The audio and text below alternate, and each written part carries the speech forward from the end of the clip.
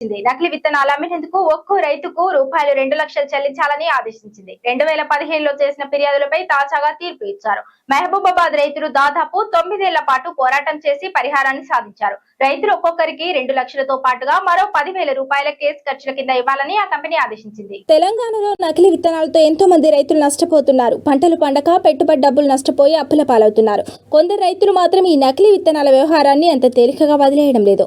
నకిలీ విత్తనాలను విక్రయించిన కంపెనీలు నష్టపరిహారం చెల్లించాలని పోరాటం చేస్తున్నారు. వినియోగదారుల కమిషన్ను ఆశ్రయించి నష్టపరిహారం పొందుతున్నారు. తాజాగా కొందరు రైతులు నకిలీ విత్తనాలతో మోసం చేసిన కంపెనీపై వినియోగదారుల కమిషన్లో ఫిర్యాదు చేశారు. దాదాపు 9 ఏళ్ల పోరాటం తర్వాత పరిహారం చెల్లించాలని ఆదేశాలు వచ్చాయి. 2016లో మహబూబాబాద్ జిల్లా కంబాలపల్లికి చెందిన రైతులు 8 మంది రైతులు ఓ సీడ్స్ కంపెనీ నుంచి ధన్య, మిరప విత్తనాలు కొనుగోలు చేశారు. తెలంగాణ వాతావరణానికి ఈ విత్తనాలు సరిపోతాయని డీలర్ చెప్పడంతో రైతులు ఒక్కొక్కరు ఒక్కో ప్యాకెట్ 300 రూపాయలకి చొప్పున వారికి అవసరమైన మేర కొనుగోలు చేశారు. ఈ విత్తనాలను పొలంలో చల్లారు. నవంబర్ నెలకు మొక్కలు బాగా ఏపుగా పెరిగాయి. కానీ ఆ మొక్కలకు పూత లేదు, ఎలాంటి దిగుబడి రాలేదు. 2016 నవంబర్లో రైతులు నకిలీ విత్తనాలపై మహబూబాబాద్ ఏఈఓకు ఫిర్యాదు చేశారు. ఆ తర్వాత జిల్లా అధికారుల బృందం ఆ రైతుల పొలాలను పరిశీలించి ఓ రిపోర్ట్ ఇచ్చారు. అధికారుల రిపోర్ట్ ఆధారంగా 8 మంది రైతులు విత్తనాల కంపెనీ హైదరాబాద్ లో ఉండటంతో వేర్వేరుగా హైదరాబాద్ వినియోగదారుల కమిషన్ ఒకటిని ఆశ్రయించారు. విచారణలో రైతులకు విక్రయించిన విత్తనాలు నాణ్యమైనవేనని, తమ దగ్గర ల్యాబ్ రిపోర్టులున్నాయని కంపెనీ ప్రతినిధులు కమిషన్లో వాదనలు వినిపించారు. ఆ రిపోర్టులకు సంబంధించిన తేదీల్లో వ్యత్యాసం ఉందని, ప్రభుత్వ ల్యాబ్ సర్టిఫికేషన్ లేదని కమిషన్ తెలిపింది. కంపెనీ ప్రతినిధి ఇన్స్పెక్షన్ కి ఎందుకు వెళ్లలేదని ప్రశ్నించింది. ఈ నకిలీ విత్తనాలకు సంబంధించిన అన్ని అంశాలను పరిశీలించిన కమిషన్ రైతులకు పరిహారం చెల్లించాలని ఆదేశించింది. ఒక్కో రైతుకు 2 లక్షల పరిహారం చెల్లించాలని, కేసు ఖర్చుల కింద 10,000 చొప్పున చెల్లించాలని విత్తనాలు విక్రయించిన కంపెనీకి ఆదేశాలు జారీ చేసింది. రైతులకు మొత్తం 16.8 లక్షలు చెల్లించాలని తీర్పులో పేర్కొన్నారు. ప్రధాని నరేంద్ర మోదీని ఓ ఇంద్రజాలకుడితో పోల్చారు రాహుల్ గాంధీ. ఇవాళ లోక్సభలో ఆయన రాజ్యాంగ సవరణ బిల్లుపై మాట్లాడుతూ ఈ వ్యాఖ్యలు చేశారు. దీంతో బీజేపీ సభ్యులు తీవ్ర అభ్యంతరం తెలిపారు. రాహుల్ గాంధీ క్షమాపణలు చెప్పాలని కేంద్ర రక్షణ శాఖ మంత్రి రాజ్నాథ్ సింగ్ డిమాండ్ చేశారు. మోదీపై చేసిన వ్యాఖ్యలు ఖండించదగ్గవి అని ఆయన అన్నారు. రాహుల్ తన ప్రసంగంలో పదే పదే మెజిషియన్ అన్న పదాన్ని వాడారు. ప్రధాని మోదీని ఉద్దేశించేందుకు ఆయన ఆ పదాన్ని వాడారు. అయితే స్పీకర్ ఓం బిర్లా ఆయనకు వార్నింగ్ ఇచ్చారు. ఇలాగే మాట్లాడితే అవకాశం ఇవ్వనున్నారు. దీంతో ఆ పదాన్ని వాడబోనని రాహుల్ అన్నారు. మహిళా రిజర్వేషన్ బిల్లుతో మహిళా సాధికారత సంబంధం లేని అంశమని రాహుల్ అన్నారు. ఇది కేవలం దేశ ఎన్నికల మ్యాప్ ను మార్చే అంశమన్నారు. కులగణనను తప్పుదో పట్టిస్తున్నారన్నారు. దళితులు, ఓబీసీలకు ఎటువంటి ప్రాధాన్యం ఇవ్వడం లేదన్నారు. What you're doing, because you're scared of what is happening in the politics of this country, you're scared of the erosion of your strength, you are trying to rejig the Indian political map. You have done it in Assam, you've done it in Jammu and Kashmir, and now you're imagining that you can do it in India. And you need a constitutional amendment to do that. Now let me explain what you are doing. You are telling the South Indian states, you are telling the northeastern states, you are telling small states in India that in order for the BJP to remain in power, we are going to take away representation from you. This is nothing short of an anti-national act. This is what you are doing. And under no circumstances are we going to allow you to do it. So I am telling you very clearly right now that the entire opposition is going to defeat this attempt of yours to attack the nation state and deprive OBCs and Dalits of their rightful place in society.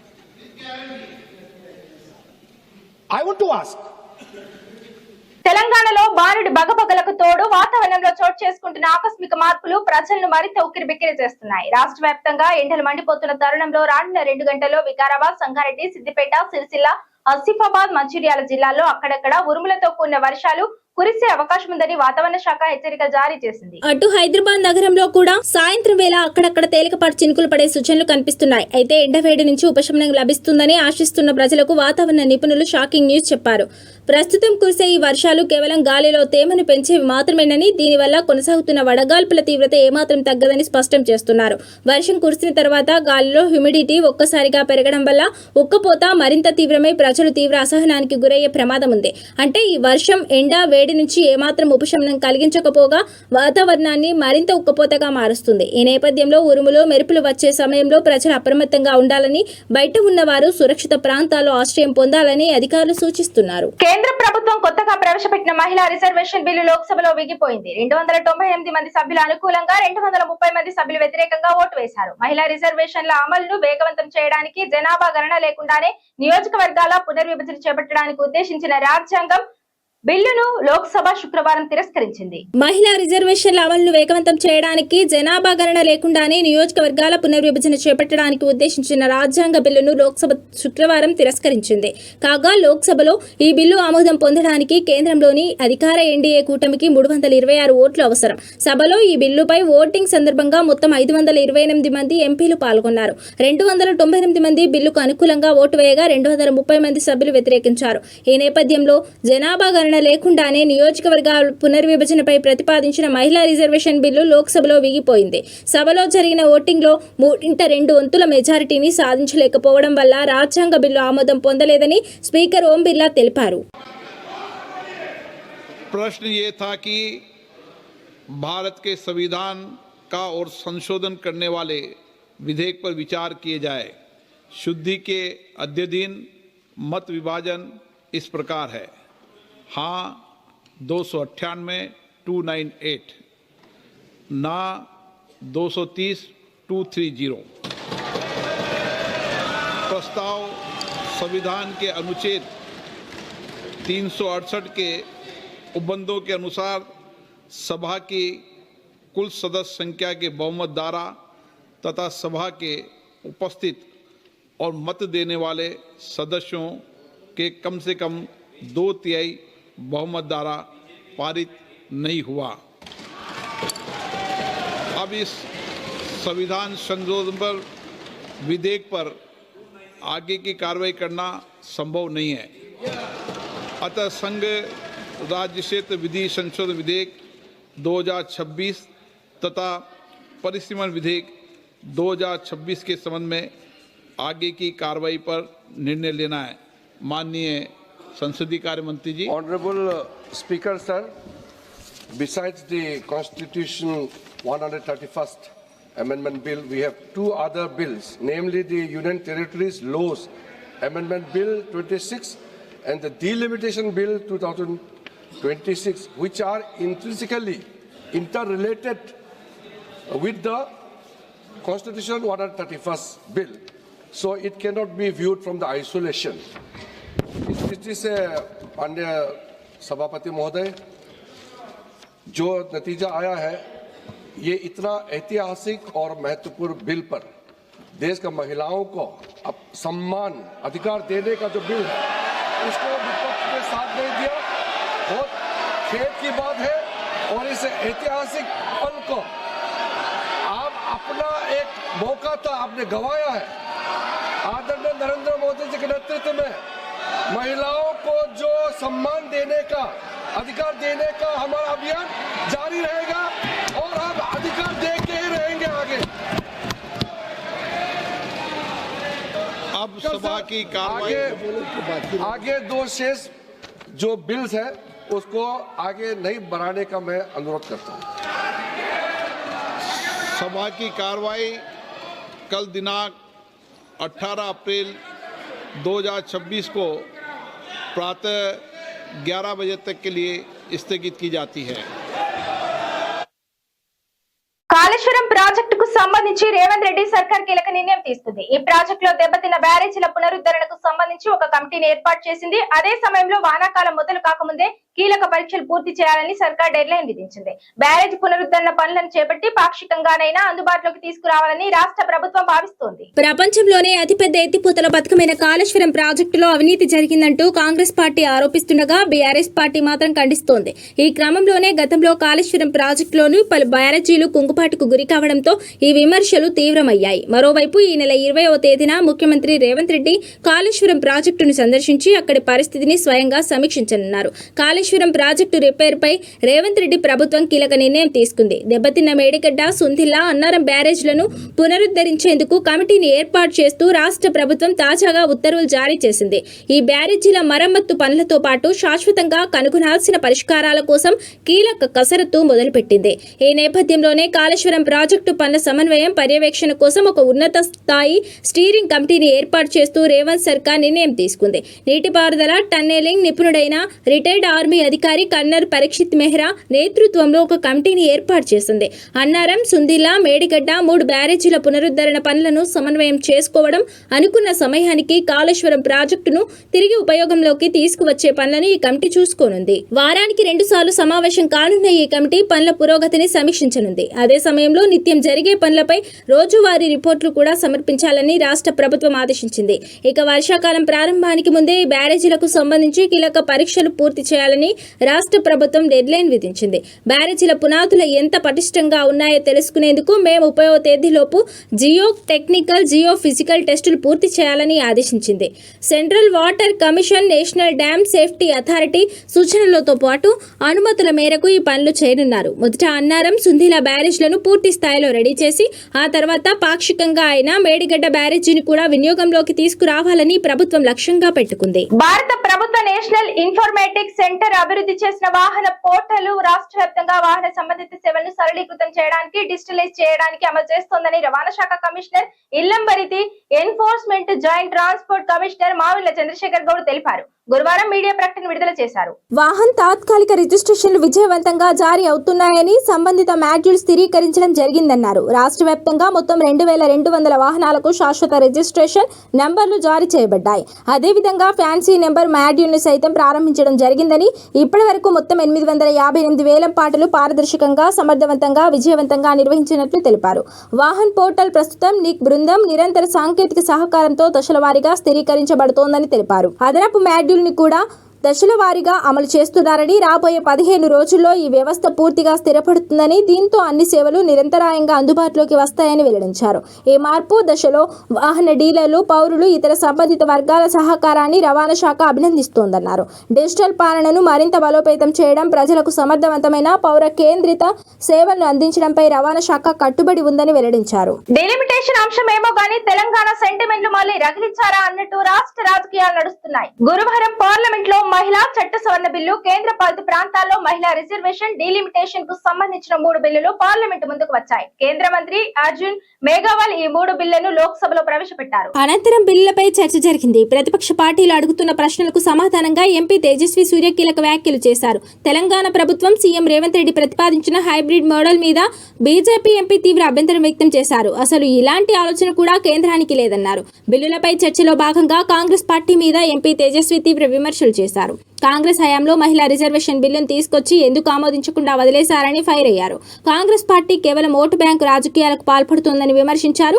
అంతేకాకుండా UPA హయాంలో ఉమ్మడి AP నుంచి తెలంగాణ రాష్ట్రం విభజన దారుణంగా జరిగిందని, India Pak విభజన కంటే దారుణంగా చేశారని ఎద్దేవా చేశారు. దీంతో ఒక్కసారిగా ఆయన వ్యాఖ్యలపై భిన్నాభిప్రాయాలు వ్యక్తమయ్యాయి. రాష్ట్రంలోని కాంగ్రెస్ ఎంపీలు తేజస్వి వ్యాఖ్యలను తీవ్రంగా తప్పుబట్టారు. బీజేపీ పార్టీ క్షమాపణలు చెప్పాలని డిమాండ్ చేశారు. ఆయన వ్యాఖ్యలపై పార్టీలకు అతీతంగా తెలంగాణ సమాజం గొంతెత్తింది. తెలంగాణ ఏర్పాటును పాకిస్తాన్ విభజనతో పోల్చినందుకు బీజేపీ ఎంపీ తేజస్వి యాదవ్ క్షమాపణ చెప్పాలని డిమాండ్ చేస్తూ ఓవైపు కాంగ్రెస్, బీఆర్ఎస్ శ్రేణులు రోడ్డెక్కారు. తేజస్వి దిష్టి బొమ్మను దహనం చేశారు. ఇదిలా ఉండగా తేజస్వి వ్యాఖ్యలను రాష్ట్ర బీజేపీ నాయకత్వం వెనకేసుకొచ్చింది. తేజస్వి అన్న దాంట్లో తప్పు ఏమీ హామీ లేదని ఆనాడు తెలంగాణ ఏర్పాటు కోసం బిల్లు మీద చర్చ జరుగుతుండగా ప్రతిపక్ష ఎంపీలను బయటకు పంపించి పార్లమెంటు డోర్లు క్లోజ్ చేసి మరి ముజువాని ఓటుతో తెలంగాణను ఏర్పాటు చేశారని, కానీ కేంద్రంలోని బీజేపీ సర్కార్ ఇప్పుడు డీలిమిటేషన్ మహిళా రిజర్వేషన్ బిల్లును ఎటువంటి గొడవలు నిరసన లేకుండా చర్చ జరిపాకే ఆమోదం కోసం చూస్తుందని చెప్పుకొచ్చారు. ఆయన వ్యాఖ్యలను కాంగ్రెస్ వక్రీకరించిందని ఎంపీ తేజస్వి సైతం క్లారిటీ ఇచ్చారు. ఇది వరల్డ్ బులెటిన్. మరో బులెటిన్లో మళ్ళీ కలుద్దాం. Stay on SVC channel. Welcome to SVC channel. నకిలీ విత్తనాలు అమ్మిన కంపెనీకి వినియోగదారుల కమిషన్ షాక్ ఇచ్చింది. నకిలీ విత్తనాలు అమ్మినందుకు ఒక్కో రైతుకు ₹2 లక్షలు చెల్లించాలని ఆదేశించింది. 2015లో చేసిన ఫిర్యాదులపై తాజాగా తీర్పు ఇచ్చారు. మహబూబాబాద్ రైతులు దాదాపు 9 ఏళ్ల పాటు పోరాటం చేసి పరిహారాన్ని సాధించారు. రైతులు ఒక్కొక్కరికి 2 లక్షలతో పాటుగా మరో ₹10,000 కేసు ఖర్చుల కింద ఇవ్వాలని ఆ కంపెనీ ఆదేశించింది. తెలంగాణలో నకిలీ విత్తనాలతో ఎంతో మంది రైతులు నష్టపోతున్నారు. పంటలు పండక పెట్టుబడి డబ్బులు నష్టపోయి అప్పుల పాలవుతున్నారు. కొందరు రైతులు మాత్రం ఈ నకిలీ విత్తనాల వ్యవహారాన్ని అంత తేలికగా వదిలేయడం లేదు. నకిలీ విత్తనాలను విక్రయించిన కంపెనీలు నష్టపరిహారం చెల్లించాలని పోరాటం చేస్తున్నారు. వినియోగదారుల కమిషన్ను ఆశ్రయించి నష్టపరిహారం పొందుతున్నారు. తాజాగా కొందరు రైతులు నకిలీ విత్తనాలతో మోసం చేసిన కంపెనీపై వినియోగదారుల కమిషన్లో ఫిర్యాదు చేశారు. దాదాపు 9 ఏళ్ల పోరాటం తర్వాత పరిహారం చెల్లించాలని ఆదేశాలు వచ్చాయి. 2016లో మహబూబాబాద్ జిల్లా కంబాలపల్లికి చెందిన రైతులు 8 మంది రైతులు ఓ సీడ్స్ కంపెనీ నుంచి ధన్య, మిరప విత్తనాలు కొనుగోలు చేశారు. తెలంగాణ వాతావరణానికి ఈ విత్తనాలు సరిపోతాయని డీలర్ చెప్పడంతో రైతులు ఒక్కొక్కరు ఒక్కో ప్యాకెట్ ₹300 చొప్పున వారికి అవసరమైన మేర కొనుగోలు చేశారు. ఈ విత్తనాలను పొలంలో చల్లారు. నవంబర్ నెలకు మొక్కలు బాగా ఏపుగా పెరిగాయి. కానీ ఆ మొక్కలకు పూత లేదు, ఎలాంటి దిగుబడి రాలేదు. 2016 నవంబర్లో రైతులు నకిలీ విత్తనాలపై మహబూబాబాద్ ఏఈఓకు ఫిర్యాదు చేశారు. ఆ తర్వాత జిల్లా అధికారుల బృందం ఆ రైతుల పొలాలను పరిశీలించి ఓ రిపోర్ట్ ఇచ్చారు. అధికారుల రిపోర్ట్ ఆధారంగా 8 మంది రైతులు విత్తనాల కంపెనీ హైదరాబాద్ లో ఉండటంతో వేర్వేరుగా హైదరాబాద్ వినియోగదారుల కమిషన్ ఒకటిని ఆశ్రయించారు. విచారణలో రైతులకు విక్రయించిన విత్తనాలు నాణ్యమైనవేనని, తమ దగ్గర ల్యాబ్ రిపోర్టులున్నాయని కంపెనీ ప్రతినిధులు కమిషన్లో వాదనలు వినిపించారు. ఆ రిపోర్టులకు సంబంధించిన తేదీల్లో వ్యత్యాసం ఉందని, ప్రభుత్వ ల్యాబ్ సర్టిఫికేషన్ లేదని కమిషన్ తెలిపింది. కంపెనీ ప్రతినిధి ఇన్స్పెక్షన్ కి ఎందుకు వెళ్లలేదని ప్రశ్నించింది. ఈ నకిలీ విత్తనాలకు సంబంధించిన అన్ని అంశాలను పరిశీలించిన కమిషన్ రైతులకు పరిహారం చెల్లించాలని ఆదేశించింది. ఒక్కో రైతుకు 2 లక్షల పరిహారం చెల్లించాలని, కేసు ఖర్చుల కింద 10,000 చొప్పున చెల్లించాలని విత్తనాలు విక్రయించిన కంపెనీకి ఆదేశాలు జారీ చేసింది. రైతులకు మొత్తం 16.80 లక్షలు చెల్లించాలని తీర్పులో పేర్కొన్నారు. ప్రధాని నరేంద్ర మోదీని ఓ ఇంద్రజాలకుడితో పోల్చారు రాహుల్ గాంధీ. ఇవాళ లోక్సభలో ఆయన రాజ్యాంగ సవరణ బిల్లుపై మాట్లాడుతూ ఈ వ్యాఖ్యలు చేశారు. దీంతో బీజేపీ సభ్యులు తీవ్ర అభ్యంతరం తెలిపారు. రాహుల్ గాంధీ క్షమాపణలు చెప్పాలని కేంద్ర రక్షణ శాఖ మంత్రి రాజ్నాథ్ సింగ్ డిమాండ్ చేశారు. మోదీపై చేసిన వ్యాఖ్యలు ఖండించదగ్గవి అని ఆయన అన్నారు. రాహుల్ తన ప్రసంగంలో పదే మెజిషియన్ అన్న పదాన్ని వాడారు. ప్రధాని మోదీని ఉద్దేశించేందుకు ఆయన ఆ పదాన్ని వాడారు. అయితే స్పీకర్ ఓం బిర్లా ఆయనకు వార్నింగ్ ఇచ్చారు. ఇలాగే మాట్లాడితే అవకాశం ఇవ్వనున్నారు. దీంతో ఆ పదాన్ని వాడబోనని రాహుల్ అన్నారు. మహిళా రిజర్వేషన్ బిల్లుతో మహిళా సాధికారత సంబంధం లేని అంశమని రాహుల్ అన్నారు. ఇది కేవలం దేశ ఎన్నికల మ్యాప్ ను మార్చే అంశమన్నారు. కులగణనను తప్పుదో పట్టిస్తున్నారన్నారు. దళితులు, ఓబీసీలకు ఎటువంటి ప్రాధాన్యం ఇవ్వడం లేదన్నారు. What you're doing, because you're scared of what is happening in the politics of this country, you're scared of the erosion of your strength, you're trying to rejig the Indian political map. You have done it in Assam, you've done it in Jammu and Kashmir, and now you're imagining that you can do it in India. And you need a constitutional amendment to do that. Now let me explain what you are doing. You are telling the South Indian states, you are telling the northeastern states, you are telling small states in India that in order for the BJP to remain in power, we are going to take away representation from you. This is nothing short of an anti-national act. This is what you are doing. And under no circumstances are we going to allow you to do it. So I am telling you very clearly right now that the entire opposition is going to defeat this attempt of yours to attack the nation state and deprive OBCs and Dalits of their rightful place in society.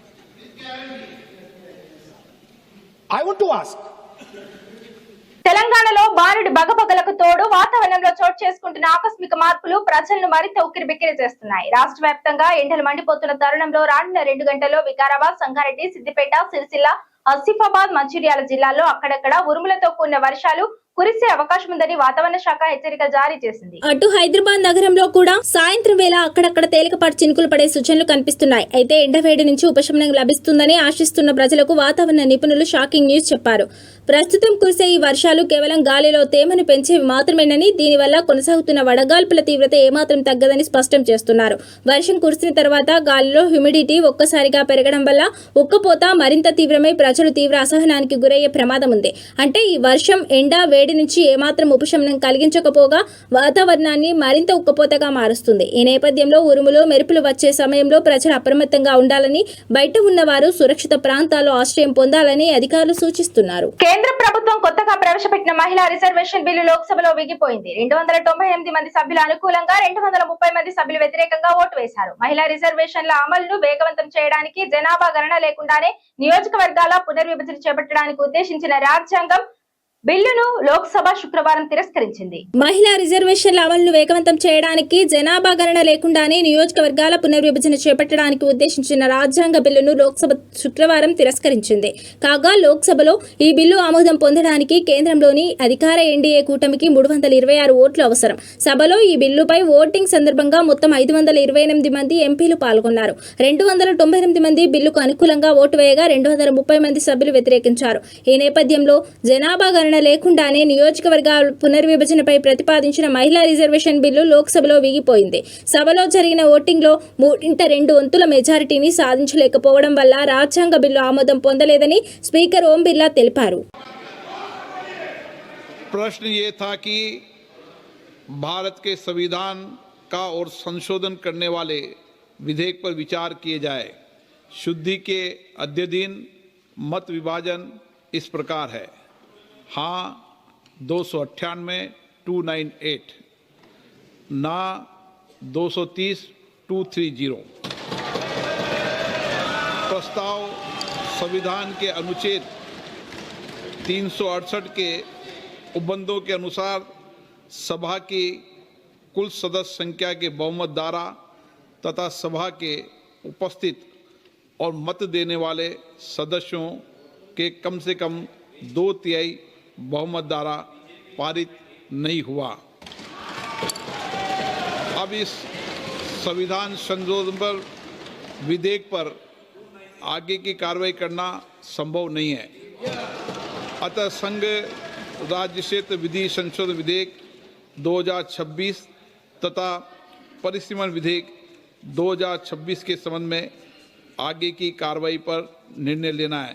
माननीय संसदीय कार्य मंत्री जी। Honorable Speaker, sir, besides the Constitution 131st Amendment Bill, we have 2 other bills, namely the Union Territories Laws Amendment Bill 26 and the Delimitation Bill 2026, which are intrinsically interrelated with the Constitution 131st Bill.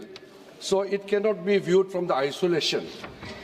इस स्थिति से माननीय सभापति महोदय, जो नतीजा आया है, ये इतना ऐतिहासिक और महत्वपूर्ण बिल पर देश का महिलाओं को अब सम्मान अधिकार देने का जो बिल है, उसको विपक्ष ने साथ नहीं दिया।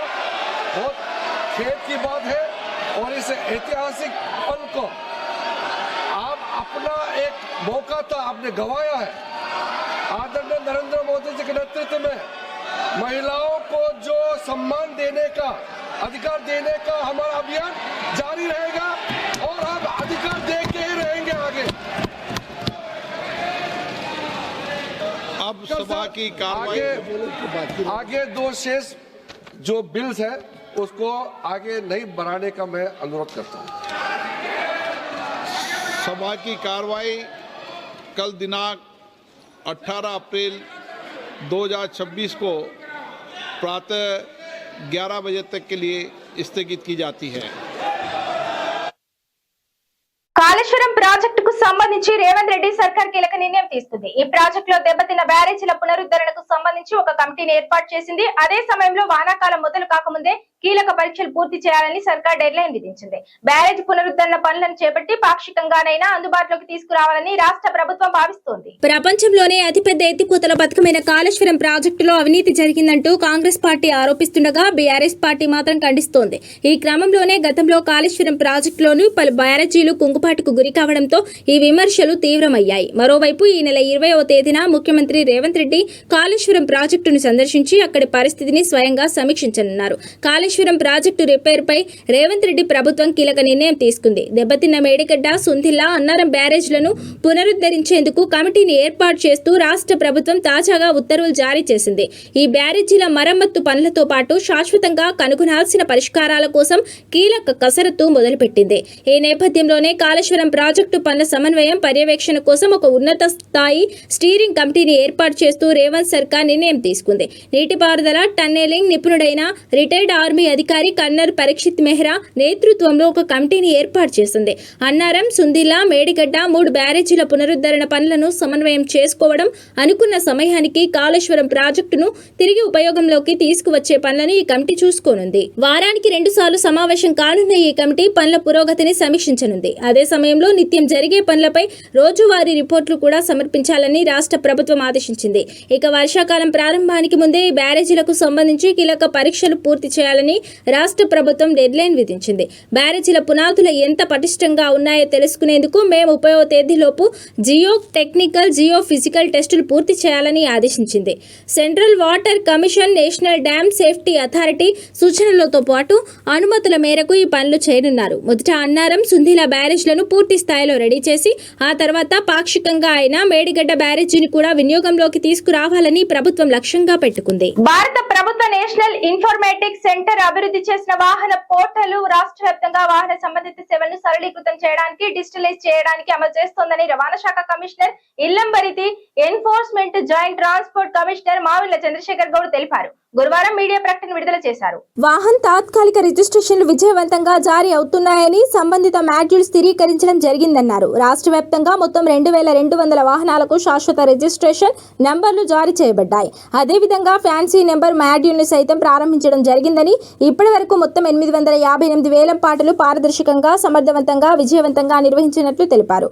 వాహన్ పోర్టల్ ప్రస్తుతం నిక్ బృందం నిరంతర సాంకేతిక సహకారంతో దశల వారీగా స్థిరీకరించబడుతోందని తెలిపారు. అదనపు మాడ్యూల్ని కూడా దశల వారీగా అమలు చేస్తున్నారని, రాబోయే 15 రోజుల్లో ఈ వ్యవస్థ పూర్తిగా స్థిరపడుతుందని, దీంతో అన్ని సేవలు నిరంతరాయంగా అందుబాటులోకి వస్తాయని వెల్లడించారు. ఈ మార్పు దశలో వాహన డీలర్లు, పౌరులు, ఇతర సంబంధిత వర్గాల సహకారాన్ని రవాణా శాఖ అభినందిస్తోందన్నారు. డిజిటల్ పాలనను మరింత బలోపేతం చేయడం, ప్రజలకు సమర్థవంతమైన పౌర కేంద్రిత సేవలను అందించడంపై రవాణా శాఖ కట్టుబడి ఉందని వెల్లడించారు. డెలిమిటేషన్ అంశం ఏమో గానీ తెలంగాణ సెంటిమెంట్లు మళ్ళీ రగిలించారా అన్నట్టు రాష్ట్ర రాజకీయాలు నడుస్తున్నాయి. గురువారం పార్లమెంట్ లో మహిళా చట్ట సవరణ బిల్లు, కేంద్ర పాలిత ప్రాంతాల్లో మహిళా రిజర్వేషన్, డీలిమిటేషన్ కు సంబంధించిన 3 బిల్లులు పార్లమెంట్ ముందుకు వచ్చాయి. కేంద్ర మంత్రి అర్జున్ మేఘవాల్ ఈ 3 బిల్లులను లోక్సభలో ప్రవేశపెట్టారు. అనంతరం బిల్లులపై చర్చ జరిగింది. ప్రతిపక్ష పార్టీలు అడుగుతున్న ప్రశ్నలకు సమాధానంగా ఎంపీ తేజస్వి సూర్య కీలక వ్యాఖ్యలు చేశారు. తెలంగాణ ప్రభుత్వం సీఎం రేవంత్ రెడ్డి ప్రతిపాదించిన హైబ్రిడ్ మోడల్ మీద బీజేపీ ఎంపీ తీవ్ర అభ్యంతరం వ్యక్తం చేశారు. అసలు ఇలాంటి ఆలోచన కూడా కేంద్రానికి లేదన్నారు. బిల్లులపై చర్చలో భాగంగా కాంగ్రెస్ పార్టీ మీద ఎంపీ తేజస్వి తీవ్ర విమర్శలు చేశారు. కాంగ్రెస్ హయాంలో మహిళా రిజర్వేషన్ బిల్లును తీసుకొచ్చి ఎందుకు ఆమోదించకుండా వదిలేశారని ఫైర్ అయ్యారు. కాంగ్రెస్ పార్టీ కేవలం ఓటు బ్యాంకు రాజకీయాలకు పాల్పడుతోందని విమర్శించారు. అంతేకాకుండా యూపీఏ హయాంలో ఉమ్మడి ఏపీ నుంచి తెలంగాణ రాష్ట్రం విభజన దారుణంగా జరిగిందని, ఇండియా పాక్ విభజన కంటే దారుణంగా చేశారని ఎద్దేవా చేశారు. దీంతో ఒక్కసారిగా ఆయన వ్యాఖ్యలపై భిన్నాభిప్రాయాలు వ్యక్తమయ్యాయి. రాష్ట్రంలోని కాంగ్రెస్ ఎంపీలు తేజస్వి వ్యాఖ్యలను తీవ్రంగా తప్పుబట్టారు. బీజేపీ పార్టీ క్షమాపణలు చెప్పాలని డిమాండ్ చేశారు. ఆయన వ్యాఖ్యలపై పార్టీలకు అతీతంగా తెలంగాణ సమాజం గొంతెత్తింది. తెలంగాణ ఏర్పాటును పాకిస్తాన్ విభజనతో పోల్చినందుకు బీజేపీ ఎంపీ తేజస్వి యాదవ్ క్షమాపణ చెప్పాలని డిమాండ్ చేస్తూ ఓవైపు కాంగ్రెస్, బీఆర్ఎస్ శ్రేణులు రోడ్డెక్కారు. తేజస్వి దిష్టిబొమ్మను దహనం చేశారు. ఇదిలా ఉండగా తేజస్వి వ్యాఖ్యలను రాష్ట్ర బీజేపీ నాయకత్వం వెనకేసుకొచ్చింది. తేజస్వి అన్న దాంట్లో తప్పు ఏమీ లేదని, ఆనాడు తెలంగాణ ఏర్పాటు కోసం బిల్లు మీద చర్చ జరుగుతుండగా ప్రతిపక్ష ఎంపీలను బయటకు పంపించి పార్లమెంటు డోర్లు క్లోజ్ చేసి మరీ ముజువాని ఓటుతో తెలంగాణను ఏర్పాటు చేశారని, కానీ కేంద్రంలోని బీజేపీ సర్కార్ ఇప్పుడు డీలిమిటేషన్ మహిళా రిజర్వేషన్ బిల్లును ఎటువంటి గొడవలు నిరసన లేకుండా చర్చ జరిపాకే ఆమోదం కోసం చూస్తుందని చెప్పుకొచ్చారు. ఆయన వ్యాఖ్యలను కాంగ్రెస్ వక్రీకరించిందని ఎంపీ తేజస్వి సైతం క్లారిటీ ఇచ్చారు. ఇది వరల్డ్ బులెటిన్. మరో బులెటిన్లో మళ్ళీ కలుద్దాం. Stay on SVC channel.